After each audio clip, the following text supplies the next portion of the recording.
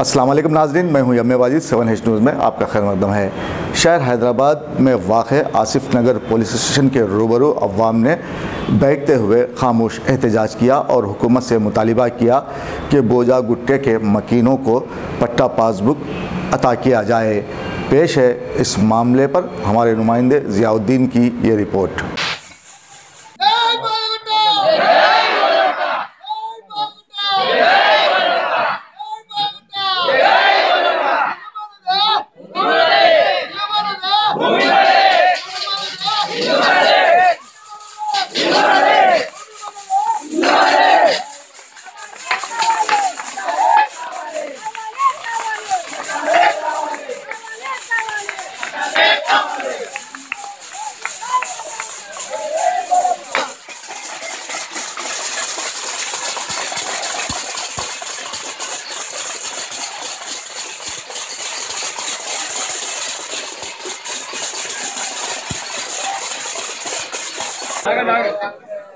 अब ये मसला इस वजह से होना पड़ा, यहाँ के बोझा गुट्टे के ऊपर सरप्लस लैंड पे 40 साल से हम बसे हुए हैं।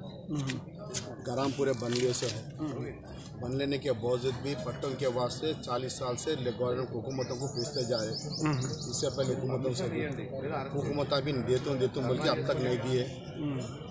तो लिहाजा क्या हुआ बोलो तो ये जो तेलंगाना जो आने के बाद उन्होंने केसर क्या क्या बोलो तो एक जीवो निकाला 58 का 58 का जीवो निकाल के क्या बोला, जहाँ पर भी है गवर्नमेंट के ज़मीन समझो, पार्क समझो, जिस जगह भी रहने दो, हम आप लोगों को 58 के नीचे रेगुलराइज करेंगे बोल के बोले। उसके मुताबिक भी ये लोग पूरे लोग भी दरख्वास्त लगा लिए। दरख्वास्त लगाने के बावजूद भी अब तक का उसके ऊपर किस चीज़ का वो इल्म नहीं है। तो उसके बाद में क्या हुआ बोलो तो ये गवर्नमेंट वाले ना ये लोग पूछे नहीं डबल बेडरूम ना खाजे नहीं, ये हम डबल बेडरूम बनते कर वो करते ये करते बोल के जीवो उनको खुद निकाल लिए।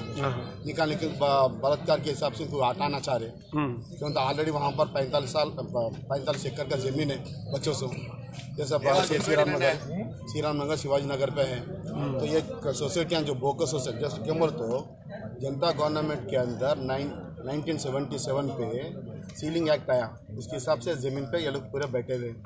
बैठने के बावजूद भी बाकी जो ज़मीन है ना, जो माहिदन कोऑपरेटिव सोसाइटी और मुस्तफ़ा कोऑपरेटिव सोसाइटी कब्जा करने वालों के समर्थन करने के लिए लोग हटाना चाह रहे। मेन हुए हम क्या बोल रहे हैं, जिस जगह है उसी जगह पे 58 जीवों को रेगुलराइज करके पट्टे इशू करना आपका धर्म है बोल के हम बोल रहे हैं, समझे।